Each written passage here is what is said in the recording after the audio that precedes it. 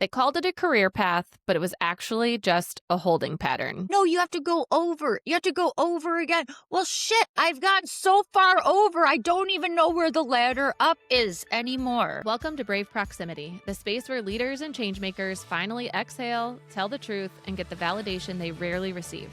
This is not a how-to podcast. This is not motivational wallpaper or corporate comfort language. Here, the messy, is it just me? Moments become turning points. I'm Marissa Green.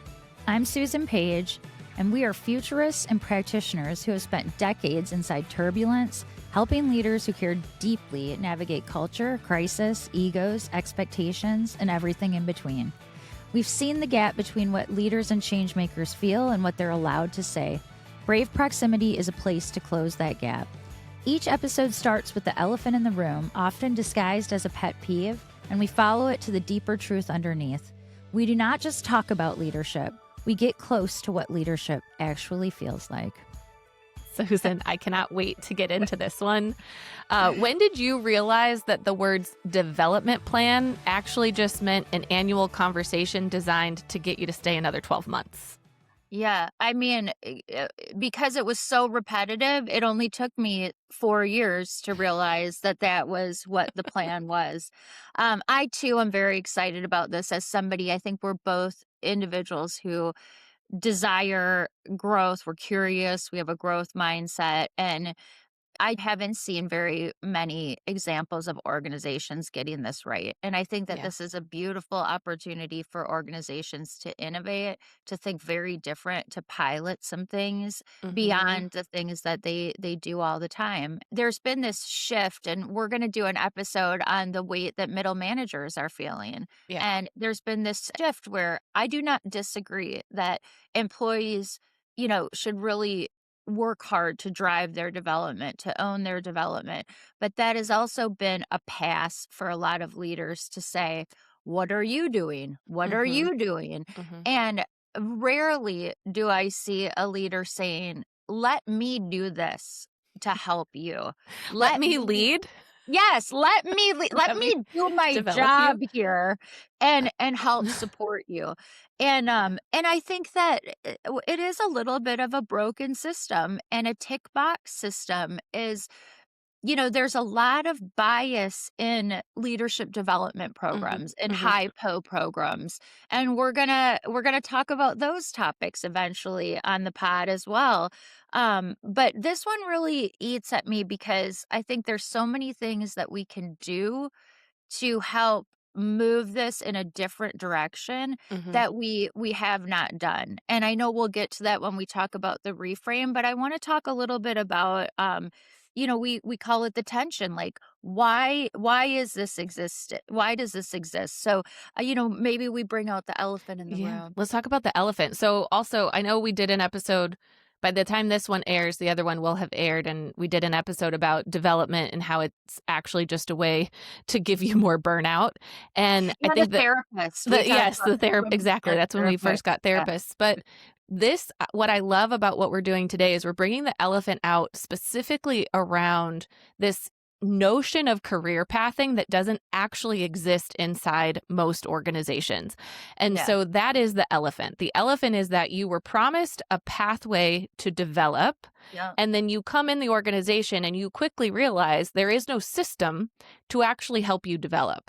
And I think we're also going to unpack a little bit of the elephant in the room around this is all changing so fast right now anyway, that organizations that currently don't have a system have a huge opportunity to not try to build something they already didn't have, but let's build it for the future, where career pathing is just something completely different entirely.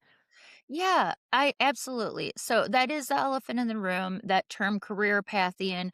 And I've always had I think somebody we worked with in Europe used to say bug in my bonnet. So I say bug in my bonnet. But I've always had that too, just about the jungle gym versus the lateral moves. I remember when you launched that originally at the company. Yes, well, at the time it was so novel. Like it was so novel. I remember the picture of the jungle gym, and I was like, yes, I'm going to climb a jungle gym. Yeah, well, and back to Europe, I love our colleagues in Europe because they said, Susan, reason that's a climbing structure? What is a jungle gym? I learned so much. I'm like, okay, a climbing structure. Then I would say it in the US and people would say, why are you calling it a climbing structure? But I do sometimes think that we put band-aids over things to make it like just easier to digest. No, you have to go over. You have to go over again. Well, shit, I've gotten so far over. I don't even know where the ladder up is anymore. Exactly.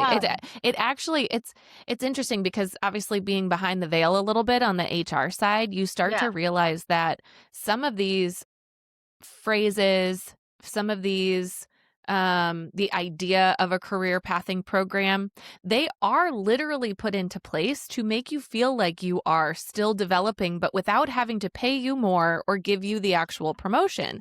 And some of that goes back to the line about it is a strategic holding pattern because they don't actually want to lose you, especially if you're top talent or if you are a high potential.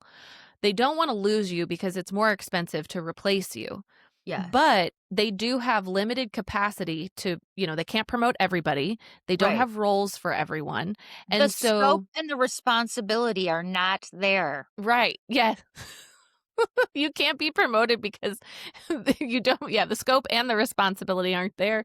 And you haven't proven it yet year over year over year over year over year. Heaven forbid you have a child or something, or you have to take leave because you have an aging parent or something of that sort. Exactly. You just get stuck. You get stuck.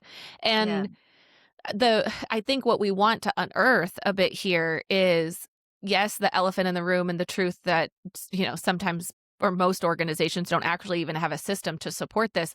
But even deeper than that is they don't have an invested interest in creating it because they don't have places to put you anyway. Right. That's 1,000% accurate. And there's two things that I want to bring up that I've always wanted to explore. And this was something that an individual that you and I worked with who thought very innovatively outside of the box brought up to me 15 years ago. And this person said, why does the leader have to be the developer? Why couldn't the leader be driving outcomes and holding the team accountable? What if your person responsible for driving your development had nothing to do with the outcomes that you were achieving in your day-to-day work? And it was so novel to me. And this person kept pushing on it and said, I've seen this at another organization that was a very forward looking organization. And I thought, that's never going to happen. But I come back to it all the time. And I think, why are middle managers everything to everyone? There might be a scenario where they just don't have time to do it right, even if the system was set there. up. Was set up for that. So I want to bring that concept to light and think about that.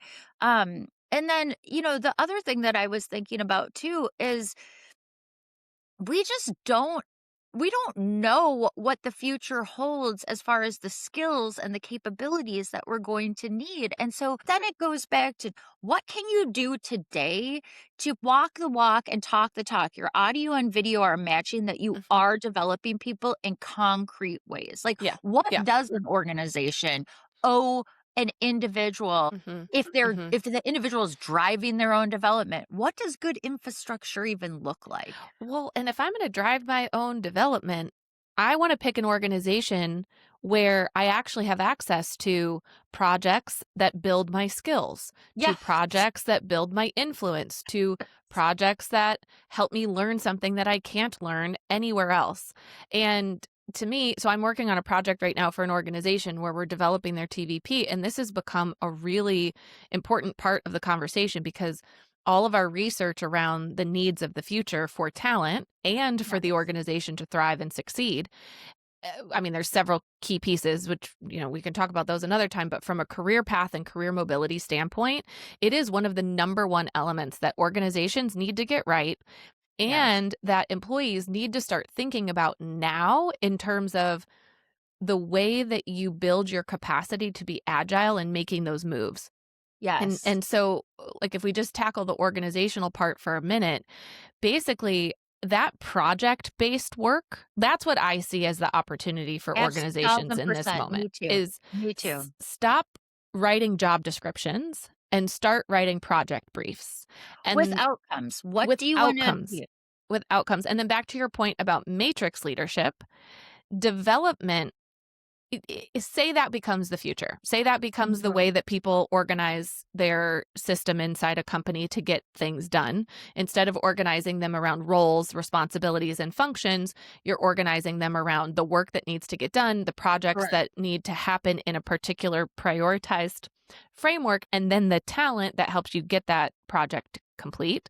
If you start doing that, the role of the leader in development also looks very different. All of Yes. a sudden, the role of the leader is no longer a career path development. It is a very specific type of development related to that project, and Yes. you can just focus better. You don't have to try to be everything to everybody and manage somebody's entire career. You're just helping them to get done what they need to get done in this project and learn and take away what the next set of skills that they need in order to be able to move on to the next project and be managed by somebody else.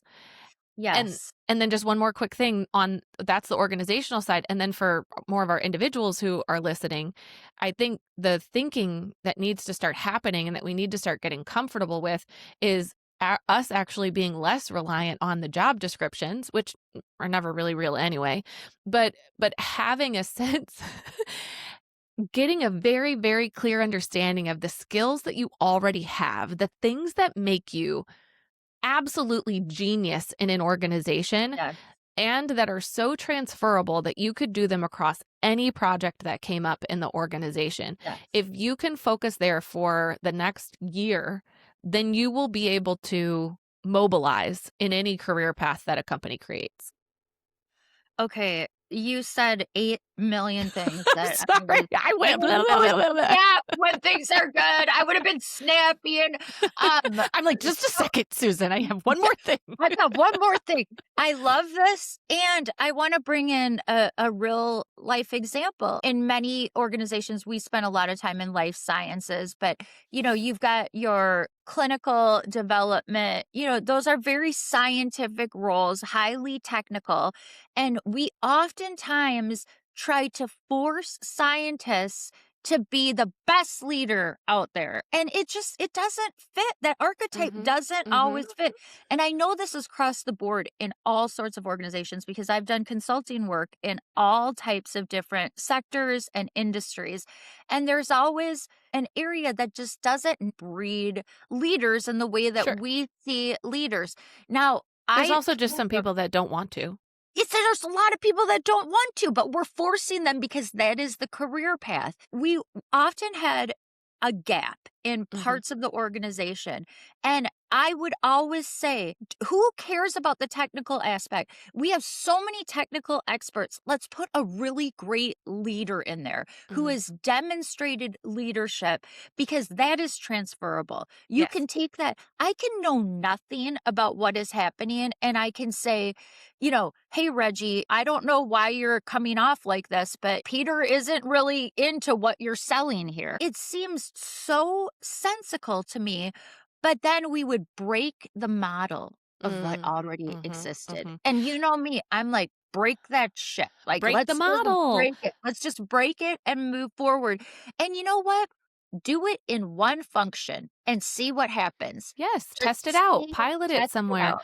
Oh my Yeah. gosh, I think that's like I want to really, really pinpoint this idea of piloting and modeling. First, it's interesting to me that only seems to exist and live in startup world, and that Right. many larger or even mid-size corporate organizations have forgotten about the power of piloting, and not just in HR. It's also true for consumer, It's products. true It's true across the for board. everything. And in today's environment where everything is changing so fast, getting a pilot out fast and figuring out if it works or doesn't work is your best bet to then be able to mobilize the rest of the company. But Proof of something is concept. yeah, but something's happened where these scaled organizations have started to think that they can only do something at scale. And I think we've talked about this a little bit before. And so then they try to apply it to things like development or career pathing. It's like, well, if we do, and there's an element of fairness and equity, I know that gets complicated Yes. because I do think that people try to do good by everybody. And Yeah. so then you're like, well, if I do this career pathing, really cool program for only one part of the organization, what is everybody else going to think? It doesn't feel equitable. But it's like, well, if you don't pilot it, you don't get it done for anybody. And then Anyone. you're just sitting on a gold mine that could have gotten you a lot farther and that you now don't have access to. No, absolutely. But what you just said too, I think goes back to kind of the crux and the ethos of what we talk about and our concept of brave proximity is a lot of times when people pilot these things, they are so scared of the pushback. Mm, And that would mean that they would have to have the words and communicate accurately and honestly that, we're doing this so that more people can benefit. mhm, And so I think some of it is having the courage to do a pilot and stand up to all of all the good things. We can see all the good things, but we know the criticism and the challenge is going to come along with it. And to have the backbone and to have the passion and say, this is right. This is right for mhm, the mhm. organization. Even if it fails, it's data and we're going to get this. And Yeah. so but I do agree with you is I remember so vividly reading so many articles about this agile project-based approach to work that, startup tech was doing when we were in Silicon Valley. And I thought, Mhm. why aren't we doing that? They're Yeah. doing so many. Why aren't we doing that? And it just was like, no, we're life sciences. We can't do that. Mhm, mhm. And we need to, we are in a moment where, and I know we're talking about development and this is perfect, is you have to test and move, test and move, test and move, because those are the organizations that are going to get ahead. So archaic, 1,000%. antiquated concepts, infrastructure, no longer is going to do us well. It moves at the pace of a snail when we're moving at the pace of a, you know, I don't know, a bull Jaguar. train. Yeah. Okay, a jaguar. I like that. Yes. Okay, so I really so I also want to apply that to individuals Yeah. because I think the same is true for an individual, right? And let's Yeah. play this out. We've both been in these circumstances before where the career path you were promised all of a sudden just isn't there or is only there but because Where you can did it take go? Where yeah, did it go? exactly. There's some kind of piece of paper that tells me when I should get a promotion or how I should shift my job over, but it never seems to actually work. And Yes. so as an individual though, it like a snail, it takes us a really long time to decide that we're going to leave and then go get our development somewhere else. Yes. And so I think the same is true for individuals right now. And if you have been in a position where it has been repeated lack of mobility, repeated lack of development, then it is time to go. It's time to Yes. go. And I know that sounds insane right now, right? The fear and the idea that, oh my gosh, I don't know if I'm going to be able to get another job. Everything's changing so much. What if, what if, what if, what if? And I would say if the people who start taking the leaps now, and Mhm. again, doing that work of figuring out what are your skills, where can you apply them, and getting really good at doing that with agility across multiple projects, doing that now versus 6 months from now versus 18 months from now is going to pay dividends in the long run. And because it is a different way of thinking and it is a different way of working and you need to practice it. And I can say that because I've done it. Like Yes. when I've been doing this now for 4 years, we're 2026, 5 years. This is my 5th year of doing my own version of project-based work out in the market, trying to Yep. find the projects that my skill set is uniquely designed to support. And it is a completely different way of working and thinking. And the more practice you have in doing it, the better off you'll be a year from now. Yeah. And so don't wait. If they're not giving you these opportunities, if your company isn't starting to talk about the shifts that they need to make to create these career mobility opportunities, go get it somewhere else. Go figure it Yeah. out. Yes. Okay. I love this. We're kind of and rightly so. We're moving into, what is the path forward on this? Mm-hmm. And we didn't talk about this word, but this is one of my favorite. Like, I don't like to make fun of people, but I kind of do. When people feel No, you loyalty to an you don't really. organization, I love You doing like to fun of tease things. people. I like to tease people, but loyalty is great in concept, but Mm-hmm. in organization, and no matter how great an organization is, they don't care about your loyalty. I mean, I'm sorry, they care that you're committed to the mission and to the values, and that's great, but we have to take over. When somebody says own your development, I take that seriously. Mm-hmm. I'm like, okay, if this was my IRA or an investment account and it was over promising and under delivering, I would switch accounts. And I Yes. feel that Yes. we have to start looking at our careers as a commodity that Yep. like we have invested a lot in them. And so when somebody says own your development, that does not mean just in the organization, and especially if the organization isn't giving you the infrastructure that you need to grow, you have to blast through that and just Mm-hmm. say, Mm-hmm. and I mean, I'm going to state the obvious. The best time to look for opportunity is when you are in a role, and I'm not Yes. encouraging everybody to, just do awful things to your organization and quietly quit. No, these people that we're speaking to right now, our community, they're a bunch of go-getters. Like they're Mm-hmm. out Mm-hmm. there and they want to think different, and they're not going to quietly quit.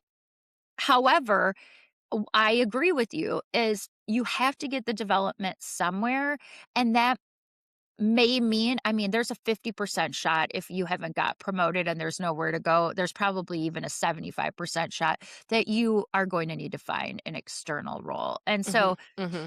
and, sometimes I think lighting a fire underneath, showing your worth. When I'm going to tell this story as quick as I can, but You're I good. often have been asked to speak on panels about career development, and I'm sure you have too, because we are the epitome of owning our own career. Mm-hmm. And I frequently talk about, if you are not getting what you want, then how do you supplement it externally? And Mm-hmm. there are Mm-hmm. some people that get so nervous about that in an organization. And I always say, do you really believe that your people aren't looking? Like, I want my people to look. I want Yep. my Yep. team. I want good talent to push me to be better, to look and say, "Hey, Suze, we don't have anything here. How am I supposed to develop here?" Because then I'm going to think creative and I'm going to say, I'm going to find you something. And if I can't find you something, I get it, but give me a minute. Give me a minute to find you something that will build this capability for you. Yes. And okay, so many things about that I want to say before we have to like fully switch into a reframe. And that is that I think as we move into this future of work, I actually think we're going to start seeing organizations design that interplay into their systems, Yes. because it is already a part of how hiring already happens. So we've all been in this example, right? You are a person who has been at the company for 9 years, 10 years, whatever, 12, 15. Some You've been 20 working your places. way Not up me, but toward, some others, yes.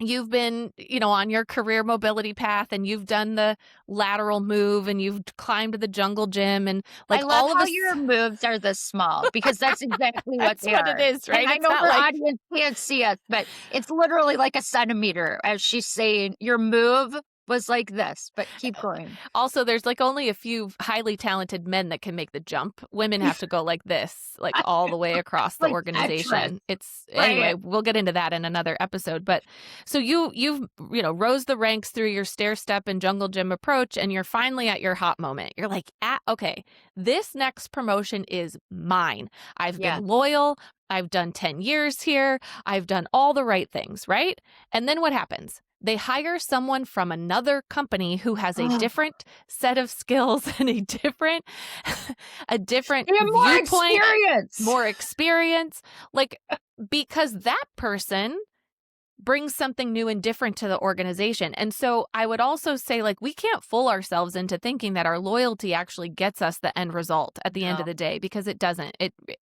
rarely does it. And now that I've also worked in the consulting world more, the other thing that starts to happen is names matter, right? Like the name of an organization that you've worked for before matters. Titles matter. Having a VP title, having a director title, like it matters when you then go and position yourself for the next project. And so I'm like you, I'm not necessarily here to always advocate for people just like hopping around in order to get promotions and more money. But I am advocating for people to, yes, own your development. No one else is going to. And part of owning your development is really thinking about what are the strategic moves that you can be making now to set yourself up for a jungle gym that doesn't just limit you to this one organization you're already with, but the jungle gym that goes across. And then have a little bit of faith that that's going to pay off, because again, I think eventually, and I think the more innovative organizations are going to actually be trying to create those pathways and partnering up with other companies where they know, like, for example, Nike is known for branding. So if you're a brand marketer and you are worked at Nike in marketing or branding, and then you go try to get a job anywhere else, you're going to be able to land the job because you worked at Nike. And so why not sync up those pathways? Yeah. No, I love what you're saying. I think about leaders too. I have been pushed by my people to say, you've said that 2 years in a row. You've said that 3 years in a row. I love it. I'm like, challenge me, like push me. Because if I can't give you as an employee, especially a really talented employee, an answer that optimizes your talent, work with your people, like understand everybody's gone through this. There is nobody that I know that has gotten every job and every promotion and everything they've ever wanted. We sometimes forget what it's like to navigate this infrastructure. So two things, like we talk a lot about an employee and what you can do, but also for our listeners, a lot of you are leaders. A lot of you are executives out there. Rethink what development looks like in your organization. Get ahead of what is happening, in the market. Think about you and I talk about this a lot, and I think we need to own it. Like, we see around corners. We're futurists. We know what's coming. If you're not exactly sure how to navigate it, reach out to us. I mean, this is going to take a lot of thought partnership. It's going to take a lot of fits and starts. We are going to fail. We're also going to get a lot right. And so there's two sides of the story here. Is an employee, you have multiple ways to navigate this to really feel like you're in charge. But also as a leader, or as somebody, as a CHRO, as a CEO, if you're architecting this or have influence over it in your organization, it is time to challenge yourself and think about, are my audio and video matching? If I say this is a great place to develop, what are the examples? Have I dressed a bunch of people up for prom through leadership development programs, through HiPo programs, and I only have a 2% placement? Really get down to what the data is showing you within the organization, and let's design for the future. Yes, design for the future. I think that's the big reframe, right? Just as a wrap-up moment, that's an amazing way to close this out. Is it's almost like letting go of what has been in terms of this wicked world of non-negotiable career mobility that didn't exist. And for both organizations and people, start looking forward and just start designing from scratch to match what we know is going to be true right now, right? You're going to have to build in an agile way anyway. So just start trying something different. Like, come out of the gate and just, I don't know, wow your people. And I think your leaders will also say thank you, because just to circle back to the last thing you said, one of the things that you said that I want to be part of this reframe is like, really, like, we need to stop asking leaders to do stuff that they just are never going to do. Yes. and pretend like they are going to do it. I Right. mean, it's old. It's old news and people are tired of it. Mm-hmm.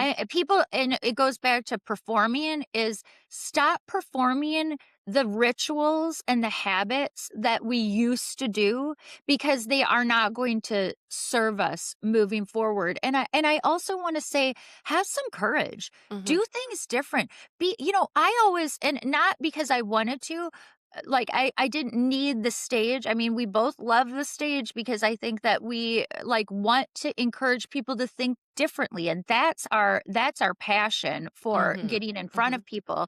But I always wanted to be the person that was at a big conference saying, "Hey, look, listen, we took some risks and this is what, didn't work, but this is what worked." Mm-hmm. And we need our practitioners in this space, our community, to push the envelope, to get us the new ideas, to Mm-hmm. to try out the new systems that might work for the next 12 months. It might Right. not work for the next 5 years, but it might Right. work for the next 12 months, because I think development is a really dirty word these days, and people aren't getting it, and they're in the ways that they need. And quite frankly, this is the ripest, most fertile time in organization, like the pace of change, to give people development. Take a risk, take a chance. And this is the other thing that we didn't bring up, but pay your people when they do more. Do not do not give them extra work by twofold, threefold, fourfold and say, well, let's just see how you doing it. Right. Give your people a fair shot, set them up for success, and then pay them for what And they're then pay doing. them for it. I love that. That's a great. You ever heard of the doorknob conversation when you're at the doctor? Doctors often find that people let the most important thing out last when they go to grab the doorknob. I feel like we I just did that. So we're going to have to tackle that. Pay your people on another podcast episode because that's such a The good one. doorknob moment, pay your people. Yes. This was a good one, Mari. I Yeah. really, really enjoyed it. You had Me so many too. wonderful points, and I hope our Same I to hope you. our audience, has some takeaways, and we want to hear too. Like, this is a community. We want to hear what's working for you. If you're like, "Oh, that's BS what they said. We're doing a great job." Challenge us, show us, tell us, share with the community, because this is what we're here for. This is our Mhm. listeners really want to think about, how do I move forward in really innovative, brave ways. Yeah. So help us give them that feedback. Awesome. Yeah. Thank Thank you. Great to you. see you, Suze. Yep. Thank you for listening to Brave Proximity in this episode. We're so excited to be building this community, and Susan and I are learning a ton as we walk this road, and we'd love to hear more from all of you. I want to show you how you can do that. If you're not already on our mailing list, we've put a link in the show notes. Please come and join us at that mailing list. Susan and I have a few new things that we're working on where we'd love feedback from our community to make it even stronger. And the best way to be able to give your feedback, share your insight, and ideas is to get on our mailing list. Also, we're doing something kind of fun and creative. We have a Voxer account. I'm going to drop the link in the show notes as well. If you have ideas for future episodes, if you have a pet peeve that you're struggling with at work, if you just want to say hi and let us know that you're listening, you can leave us a voicemail on Voxer. So check out that link. We'd love to hear from you, and we hope to see you back here again soon.